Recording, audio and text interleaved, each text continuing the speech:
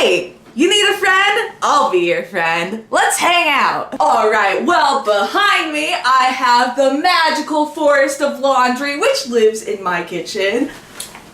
I'm trying to point with my foot.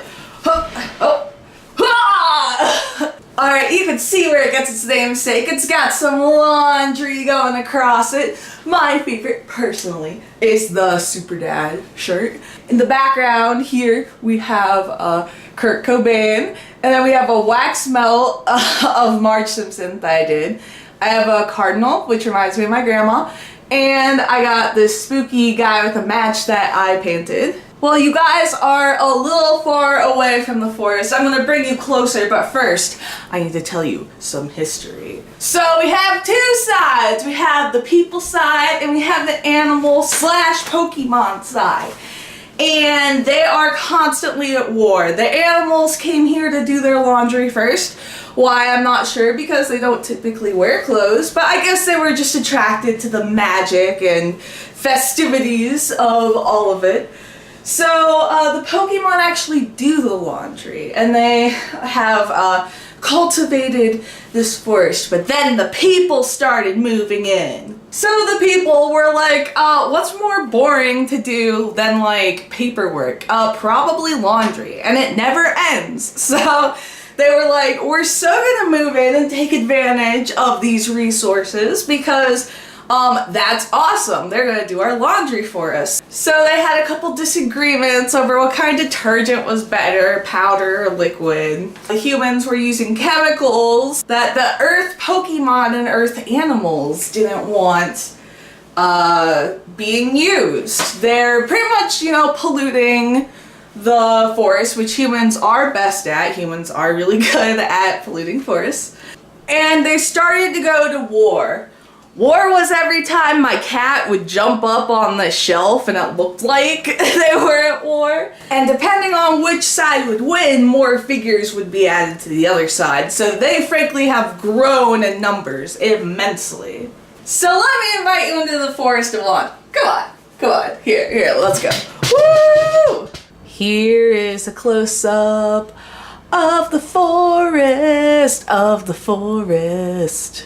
Okay, so over here in the left corner, which is the animal side, the animal territory, we have the actual washing machine. Nobody's using it right now because the Pokemon are guarding it pretty heavily.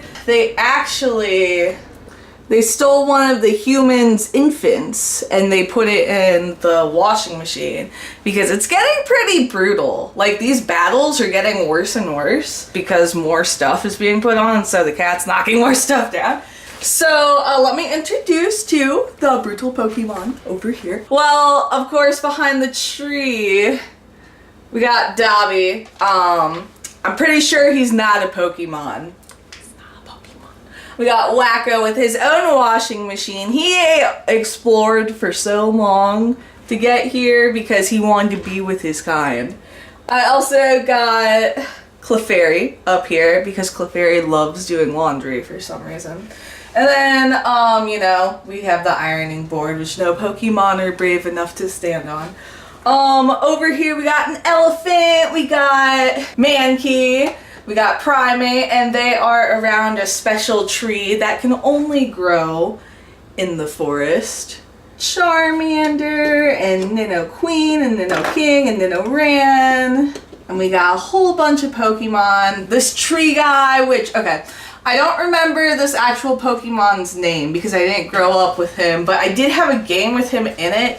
And I was so excited to get him because he had like really cool powers. But when I got him, I really wanted to nickname him. So I nicknamed him Mr. Stick. That was Pokemon Coliseum. So that's Mr. Stick to me. I don't know his actual name. Please leave it in the comments. Enlighten me. Alakazam. He's the guy with the spoons. We have Ickis over here in this Blue's Clues wagon. And back behind Ickis, you can hardly see him. This is Bart. He is on vacation from the Simpsons display. He is part of the camping set, and the rest of his family is part of the camping set, and they have been exploring forever to get to the Forest of Laundry, so Bart is gonna go back and tell him the good news when he is done checking out the site. And then let's get an angle over here. Here is Bugs Bunny and Eliza Thornberry. And then we'll get to this mayhem in a second. I just wanted to show you guys all of the more peaceful Pokemon. They're still, you know, not happy with what the humans are doing. But, wanted to show you them over here. They built a hut, which is pretty cool. And back here, they trapped Paul Bunyan, who said he was friends with the Pokemon, but like totally like betrayed all of them. Several people have been betraying them up in here. So, can you see that? Can you see me? Can you hear me?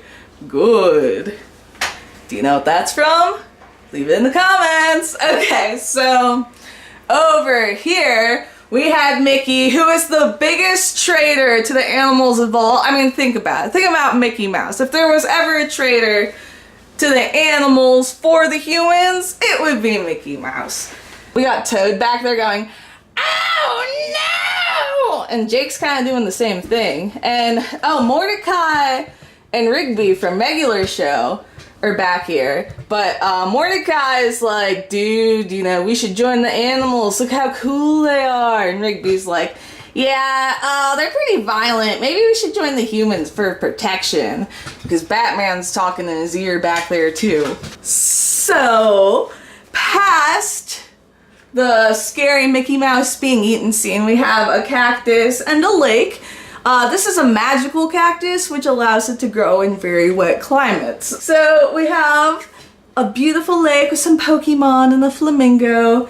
And then behind it, we really have the human population, like where the humans are residing right now.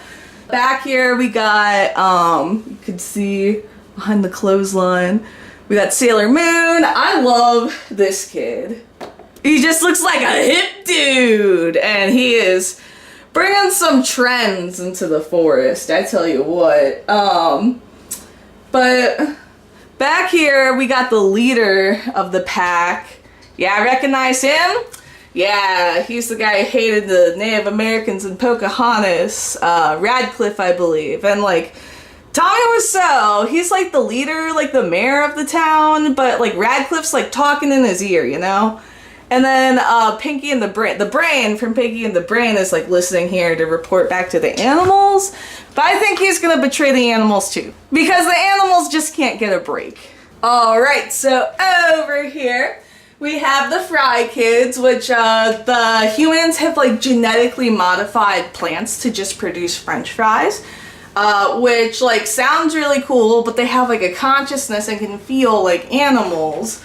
So that brings up like the ethical question, like we eat animals anyway, so like if the fries can think and feel like, and we're harvesting them, is that morally wrong because we made it? Who knows? So there are the Fry Kids over here causing all these moral dilemmas. We have the old tree of wisdom back here. I don't know if you could see the old tree of wisdom.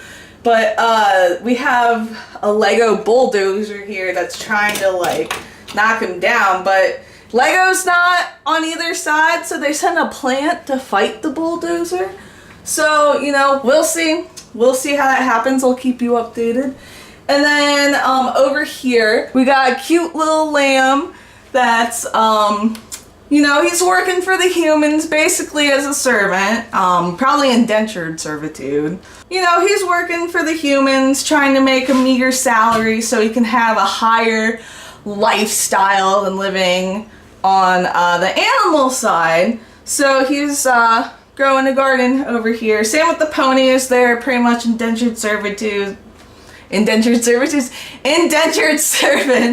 So is that cow. But what's cool about the plants is they come out. Isn't that sweet? I thought it was pretty cool. But the scariest and worst part is back here. These are nuclear power plant. I forget what they're called. Towers? I think they're called towers. Where they just release chemicals. And not only are they releasing chemicals, they're releasing mutants. like this dinosaur. But what is that guy? Please tell me. Tell me what is that? He's got a purple face, a green hat, and a gun on a scorpion tail. I have no idea. Pretty awesome though. So he's coming for the animals because he's definitely on the human side. That is the forest.